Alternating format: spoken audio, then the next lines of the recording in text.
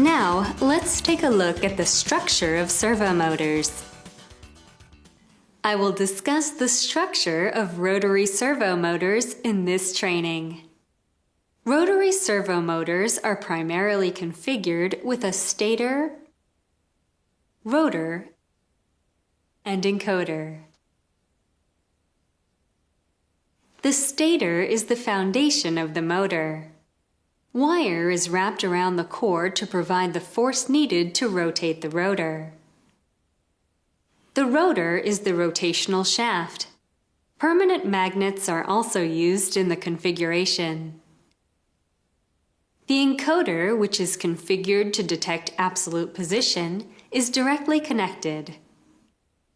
As I mentioned just a few moments ago, the encoder is a detector that reads the current motor position. A note of caution here. Encoders are made using a glass disc and electronic components. These components are fragile, so handle with care to prevent damage.